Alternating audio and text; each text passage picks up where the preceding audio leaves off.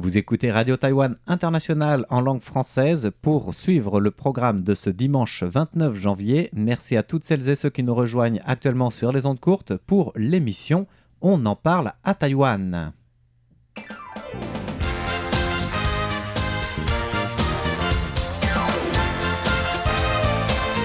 Alors dans l'émission On en parle à Taïwan aujourd'hui, nous avons Valentin Floquet, Lisa Dufaux et moi-même François-Xavier Boulet pour parler de plusieurs thématiques d'actualité à Taïwan, puisque on en parle et ils en parlent à Taïwan, n'est-ce pas? Oui, on peut en parler, on peut en chanter, on peut surtout célébrer le Nouvel An chinois pour cette édition de On en parle à Taïwan, voilà. Puisque c'est quand même un peu la grande thématique de cette semaine. Donc tu vas nous chanter en lapin? En lapin, peut-être pas. En omitofo, peut-être, puisque nous allons parler du monastère et temple de Fo Guangshan à Kaohsiung, où je me suis rendu et où je me rends chaque année, en fait, pour rendre de la visite à de la belle famille. D'accord. Alors, on parlera de quoi d'autre encore dans On en parle à Taïwan ce dimanche? On parlera de la météo particulièrement un peu clémente en cette saison du Nouvel An. Oui. Et aussi de restauration. D'accord. Et puis on parlera un petit peu de technologie avec le lancement annoncé très très prochainement d'une application développée par une jeune société taïwanaise pour les sourds et malentendants. Mais alors l'ambiance elle est encore un petit peu à la fête du Nouvel An chinois, par tradition ça se prolonge jusqu'à... c'est 2 semaines en fait, donc jusqu'au Festival des Lanternes qui aura lieu le 5 février prochain. Et du coup, puisque c'est l'ambiance de fête, on va à Kaohsiung avec Valentin. Voilà, donc à Fo Guangshan, le temple bouddhiste et monastère bouddhiste créé par le maître vénérable Xing Yun. Oui. J'y vais en fait chaque année 3-4 jours pour rendre visite à de la belle famille et notamment un cousin de ma femme qui est un des grands moines actuels sur le site. D'accord. Et donc, on rend visite parce qu'il y a toute la famille qui vit avec, justement la tante de ma femme qui habite dans le site dédié aux non-moines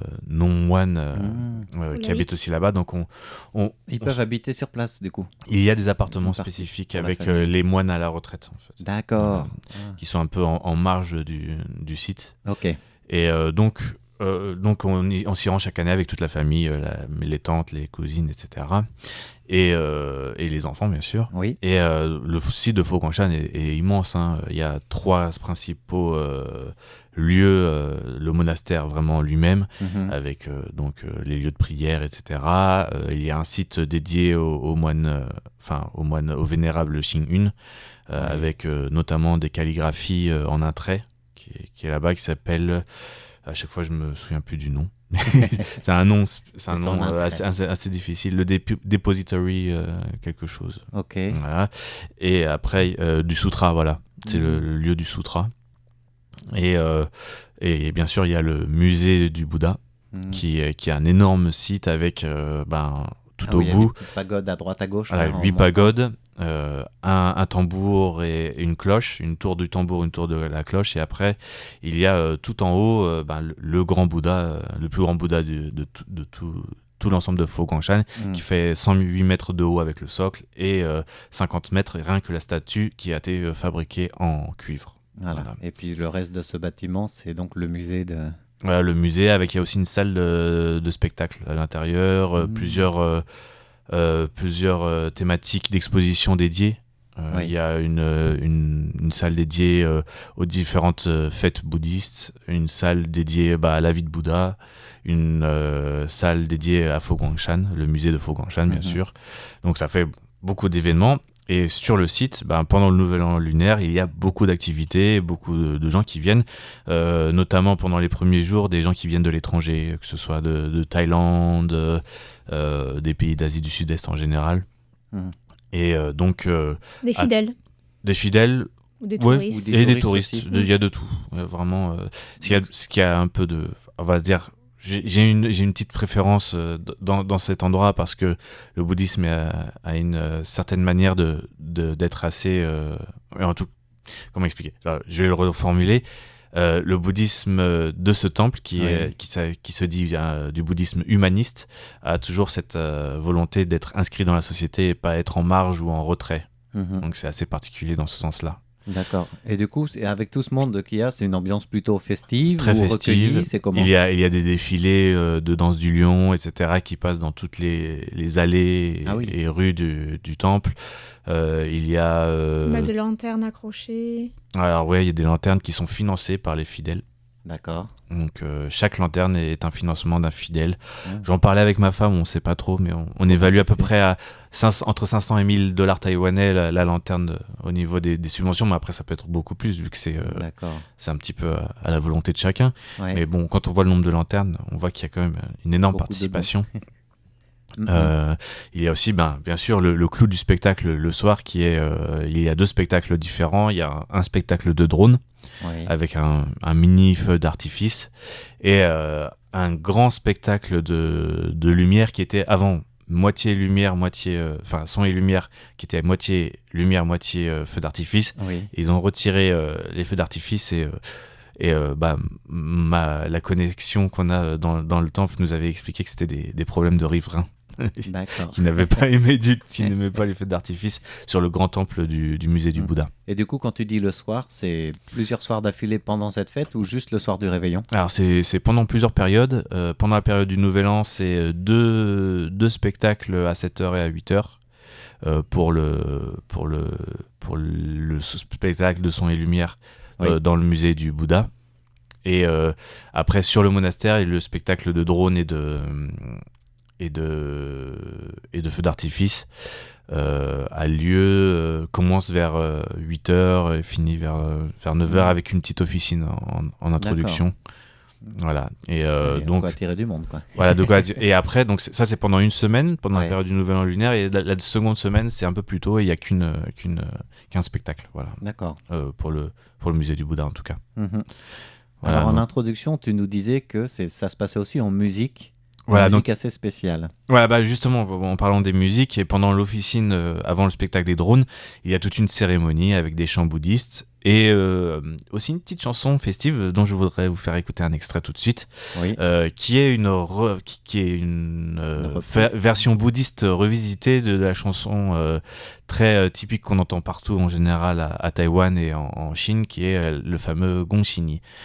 C'est Gongxi, Gongxi, Gongxini. Voilà. Donc une chanson vraiment typique, si vous connaissez. du Nouvel An, que tu as filmé toi donc. Et donc j'ai filmé lors de mon passage là-bas tout le cérémonial. Voilà. Et donc dedans j'ai bien sûr enregistré la chanson. On peut en retrouver un extrait sur ton compte Twitter. Voilà. Donc l'extrait justement, juste une petite phrase que vous pouvez que je vais peut-être vous faire écouter maintenant. Oui, avec joie. Voilà.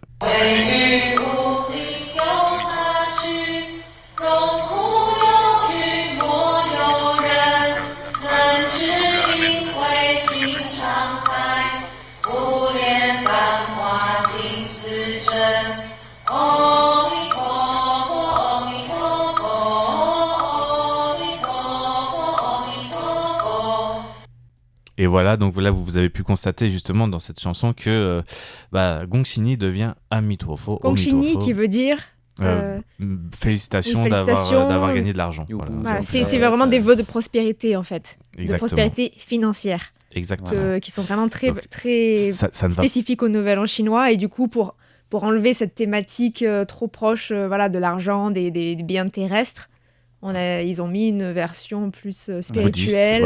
Mais ça a l'air de marcher parce que Valentin disait juste avant qu'on entende cette air qu'il y avait beaucoup de dons, beaucoup de lanternes d'accrocher. Exactement. Du coup, le Gongxi marche peut-être aussi à la version spirituelle. Voilà, justement, ils aiment pas trop en faire la promotion, donc ils ont changé les paroles avec des choses plus spirituelles et liées au bouddhisme. Et donc le Amitofo, qui est un peu l'équivalent du Amen dans la religion catholique.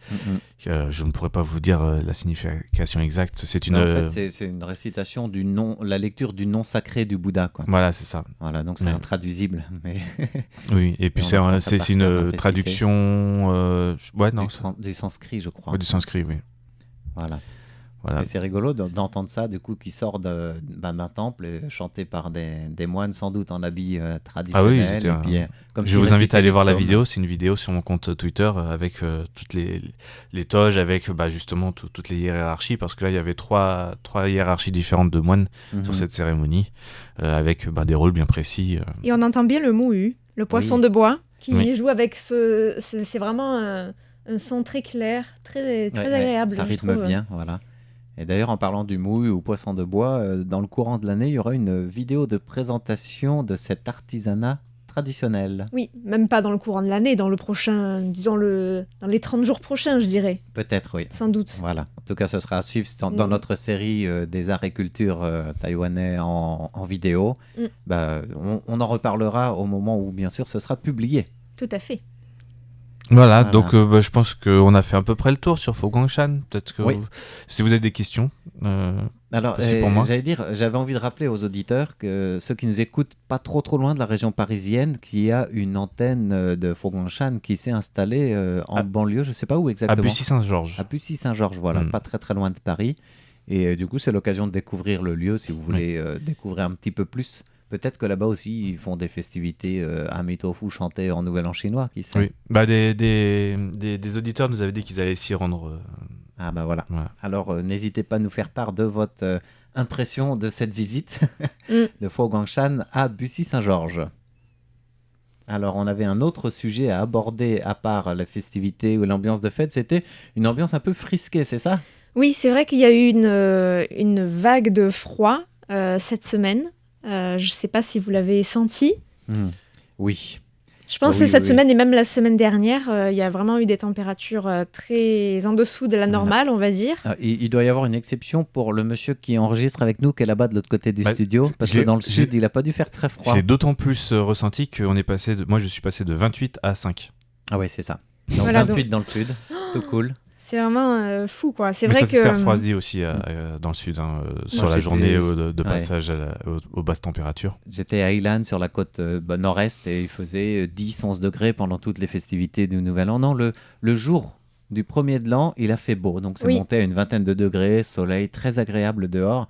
Et puis le lendemain, un petit peu de pluie, de la brume, et puis on était entre 8-10 degrés, quoi.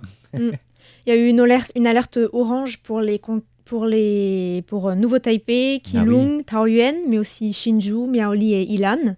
Donc l'alerte orange, c'est pour des températures qui vont au-dessous de 10 degrés. Oui. C'était aussi le cas pour Taipei et Taichung. Et il y a eu aussi une alerte jaune pour les villes de Tainan, de Hsinchu et de Jiayi. Et aussi à Zhanghua, Nantou, Yunlin, Hualien et Taidong, ainsi que Kinmen. Alors pourtant, c'est vrai que ce sont des endroits où il fait plutôt chaud d'habitude. Alors peut-être pas à Kinmen, mais en tout cas... et peut-être pas Nantou non plus. Nantou, il fait quand même... Enfin, dans les montagnes, il fait froid. Ça dépend de l'altitude à Nantou. Voilà. Et d'ailleurs, dans les montagnes, il a neigé. Je crois que tu avais fait un post sur ça. Ouais, à Taïwan, c'est toujours de l'actualité quand il neige, parce que c'est quand même assez rare. Et là, c'est les premières neiges de cette année, comme ton post l'indique. Donc, un article sur Facebook qui a été très suivi. Hein. Oui. Beaucoup de belles photos. Partagées, etc. C'est vrai que c'est très beau et c'est des paysages auxquels on n'est pas vraiment habitué de voir les montagnes taïwanaises enneigées avec les sapins. Comme dans le langage des réseaux sociaux, ça fait le buzz, quoi. C'est ça. Voilà. Non, mais c'est vrai que la neige, elle n'est pas venue jusque dans les villes, mais ça a peut-être découragé certaines personnes de sortir, parce que généralement, les gens sortent un petit peu, enfin, ils sont en famille, mais on sort en famille, faire une petite balade digestive peut-être, et puis, pour mon expérience, là, dans la famille de ma femme, il n'y a que les jeunes qui sont sortis, quoi. Les personnes âgées. En plus, sa grand-mère qui a 99 ans cette année, elle n'a pas fait la petite balade digestive, quoi. Déjà, elle sort beaucoup moins qu'avant. Et puis là, elle a trop froid pour sortir, quoi. À Taïwan, une seule envie, c'est de rester sous la couette. À Taïwan, en principe, pour le Nouvel An, on sort en famille, faire un petit tour, une petite balade, soit dans le quartier, soit dans un parc, quelque chose comme ça. Et ça s'appelle Zuochuan. C'est vraiment marcher pour entrer dans le printemps, quoi. Voilà. Et puis, parfois, on égrène ça et là quelques petits pétards, quand il y a des petits. Oui. Voilà, tout en marchant, c'est rigolo. Cette année, c'est vrai que les pétards, ils n'ont pas trop fait mouche par chez moi. J'en ai trouvé beaucoup moins que les autres années. Je les ai presque pas entendus. Ouais. Bon, il y en a encore, mais c'est vrai qu'il y en a quand même moins qu'avant. Peut-être trop froid pour sortir, je sais pas. Et puis il y a eu des réglementations qui font que c'est beaucoup plus strict et limité aussi, parce qu'il y a tous les ans des accidents ou des problèmes liées à certains pétards ou fusées d'artifice. Cette année encore, à Kaohsiung, je ne sais pas si c'est toi qui est l'auteur de ça, il y en a qui ont lancé quelques petites fusées artisanales auprès d'un parc, et puis toute une partie du parc et une habitation à côté sont partis en flammes. Donc c'est 62 pompiers qui sont venus. Enfin, voilà, le soir du Nouvel An, les pompiers ont peut-être envie de faire d'autre chose que d'éteindre les bêtises des autres, quoi. Ouais. Voilà. Non, c'était pas chez nous. à moins que ce soit le feu d'artifice direct là, on en aurait entendu parler beaucoup plus que de ce fait divers. Surtout qu'il y avait vraiment beaucoup de monde cette année. Et puis ce qui est fatigant en fait avec ce froid, je trouve que c'est que ça fait le yo-yo, quoi. En début de semaine, là, il a fait meilleur. Jeudi, il a fait beau. Oui, il a fait plus de 20. Pouf, ça retombe. Ça y est, là, on retombe dans un froid depuis hier et avant-hier. On a l'impression qu'on ne va pas se sortir. Le printemps est là, mais le froid aussi. En même temps, c'est normal, on est fin janvier, c'est encore l'hiver. Hein. C'est vrai que cette année, le Nouvel An chinois lunaire tombe très tôt. Après, il faut se souvenir aussi que c'est une vague de froid généralisée. On a des superbes images aussi. Beaucoup de gens partagent ça sur les réseaux sociaux, des images de Kyoto sous la neige magnifiques. Il y a aussi un record de froid enregistré en Chine. Moins 53 degrés. Ah ouais. Dans le Heilongjiang. Waouh. C'est le record. La première fois que c'est mesuré, et la dernière mesure la plus basse c'était de 52,3, donc pas très loin, mais en 69. D'accord. Ça date un peu. Il se rapproche de l'hiver sibérien, quoi. Et en tout cas, pour le Nouvel An, ce qu'on fait en principe, à part marcher un petit peu, c'est surtout manger. On mange beaucoup. Ah oui. Et en parlant de nourriture, alors j'imagine qu'à Fo-Guangshan, vous avez mangé végétarien. Oui, il y a justement un marché, j'en ai pas parlé, mais il y a un marché de nuit végétarien. Entièrement végétarien. Il y a même des oazen, donc les galettes les omelettes, aux huîtres. Ouais, sans huîtres. Sans huîtres et sans œufs. Voilà, et c'est remplacé par quoi du coup ? Bonne question, j'ai pas goûté. T'achètes un sachet vide. Mais c'est souvent à base de tofu, de mélange de graines. Parce qu'avec humour, j'allais dire, ça sent l'arnaque quand même. Une omelette aux huîtres, sans œufs et sans huîtres, il doit pas rester grand chose. Et en parlant de nourriture, je voulais vous parler d'un petit fait divers. Ah oui. Qui s'est passé. Alors, c'était pas au Nouvel An, c'était un petit peu avant, il y a quelques semaines de ça. Alors, je l'ai appelé le Edamame Gate. Edamame Gate. Voilà. Donc, en fait, il s'agit. Donc, je sais pas si vous connaissez les edamame, c'est ces petits haricots verts dans leur cosse qui sont en principe, je crois, qui sont bouillis. Et ensuite, ils sont servis froids dans les restaurants japonais ou coréens ou même taïwanais. C'est souvent présenté en entrée ou en apéritif. Voilà. En France, on le mange souvent en apéritif. Avec un peu de sel ou avec du poivre un peu en grains assez épais. C'est bon ça. Oui, c'est très bon. Sauf que il y a un couple originaire de Miaoli qui est allé dans un restaurant coréen à Dauphin, à Miaoli. Et alors, on leur a servi des petits condiments à côté, dont des edamame. Et c'est bizarre, la dame, elle a commencé par manger ce edamame, puis elle a trouvé qu'il n'y avait pas de graines à l'intérieur. Alors... J'imagine le sketch, ça y est. Elle s'est dit, il n'y a pas de graines, c'est bizarre. Alors son mari essaye à son tour, pas de graines non plus. Et alors, donc, ils sont curieux, ils regardent dans l'assiette et il n'y a aucune graine. Dans aucun... On leur a servi ce qui avait déjà été avalé par d'autres. Exactement. Oh mon Dieu. Et en fait, alors ils se sont plaints au serveur, ensuite au manager du restaurant. Et ils ont étudié les vidéos de surveillance pour voir. Et en fait, on avait vu que le serveur avait, par accident, mis une petite assiette de edamame déjà consommée par les clients d'avant sur la table. Et donc, les clients étaient totalement écœurés. La citation, c'est « J'avais envie de vomir ». Ah oui, tu m'étonnes. Et buzz, quoi.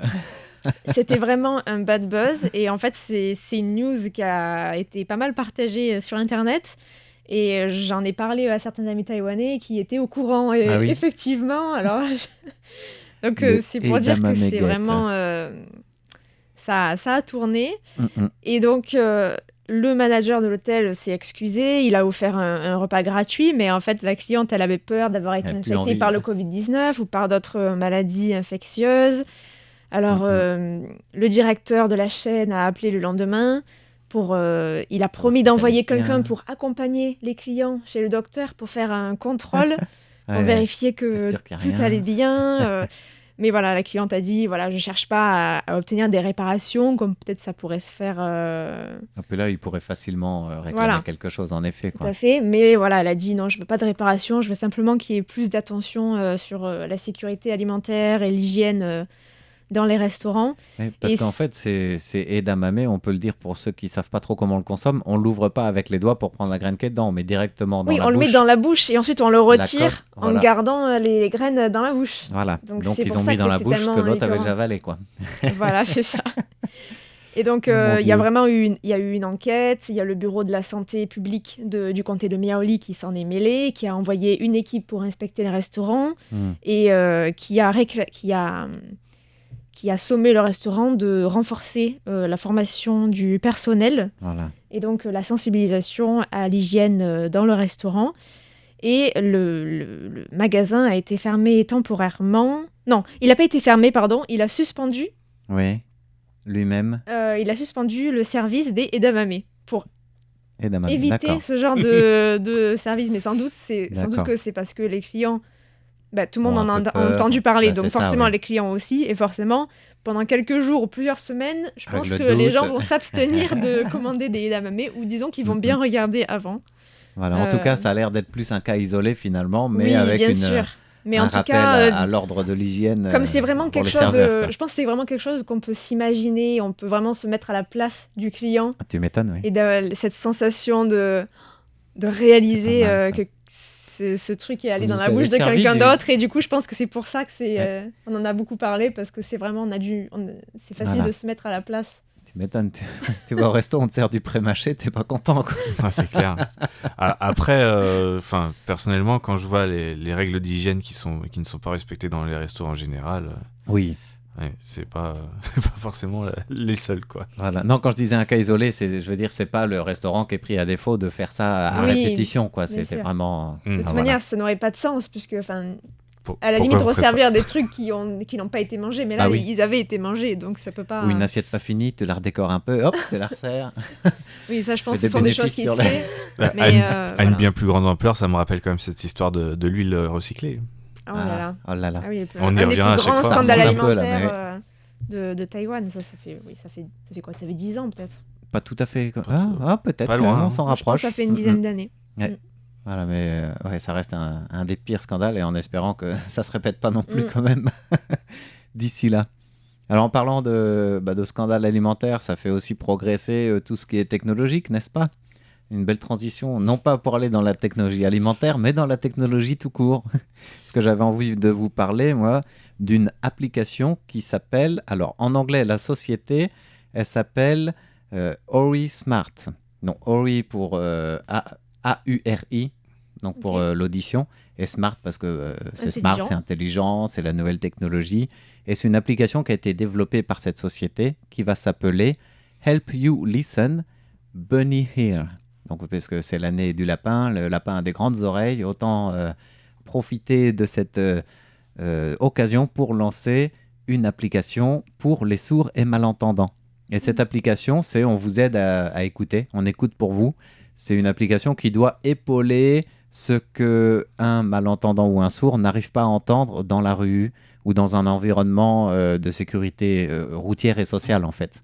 C'est assez rigolo, il suffit de télécharger cette application qui au début sera gratuite, le temps que tout le monde s'y habitue, avec l'effigie du lapin. Donc tu as un petit bonhomme, un petit nounours ou un petit logo, quoi, lapin, Bunny, qui va venir justement prêter ses oreilles à l'utilisateur du smartphone et qui va s'activer dès qu'il repère un son. Donc c'est des mégadata, une base de données énorme qui a été regroupée et recoupée par l'intelligence artificielle qui sait reconnaître directement les sons qu'il capte par les différents capteurs du smartphone. Et le lapin, du coup, il est capable soit de vibrer, soit d'envoyer un flash ou une lumière pour informer la personne d'un son de danger ou d'un son autour d'elle que la personne n'entend pas forcément ou n'entend pas bien. Donc ça peut être des pneus qui crissent, ça peut être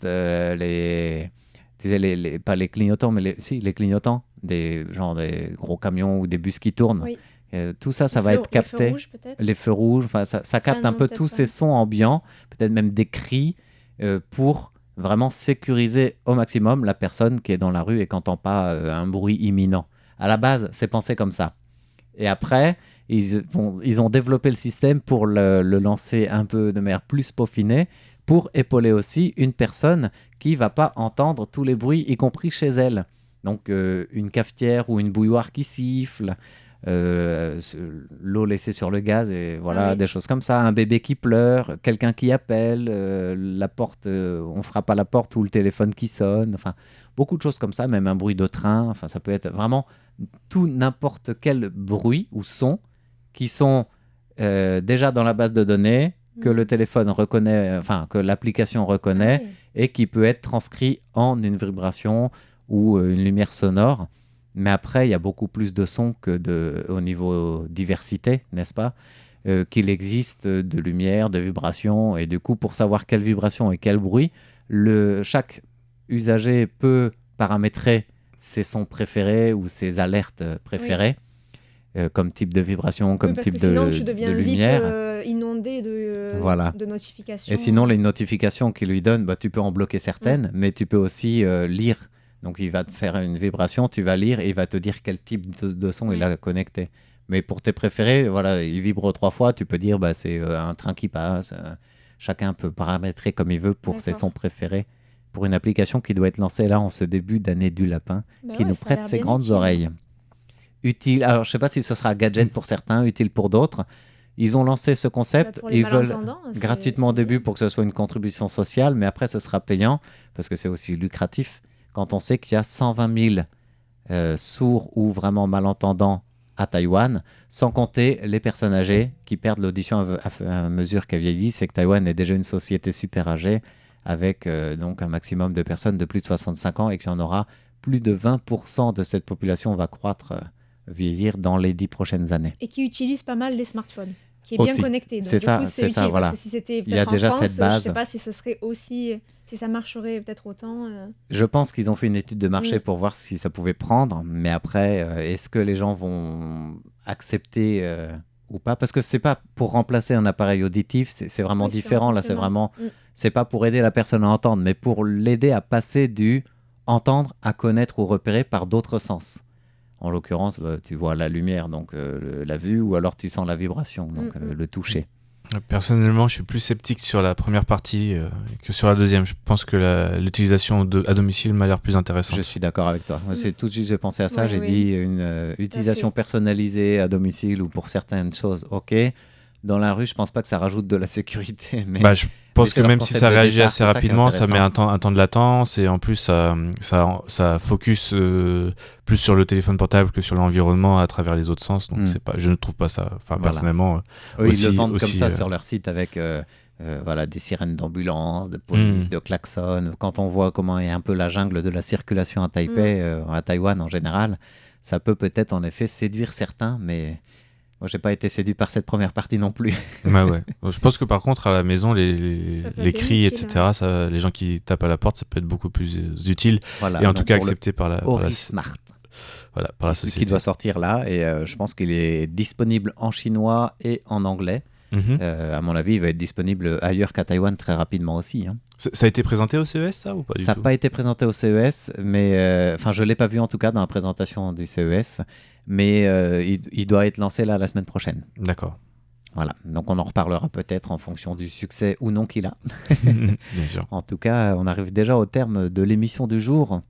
On en a bien parlé à Taïwan, hein ? Oui. Voilà, on vous donne rendez-vous dimanche prochain pour un autre numéro de On en parle à Taïwan, une émission qui était aujourd'hui animée par Valentin Floquet, Lisa Dufaux et François-Xavier Boulet pour l'équipe de rédaction du service français de Radio Taïwan International.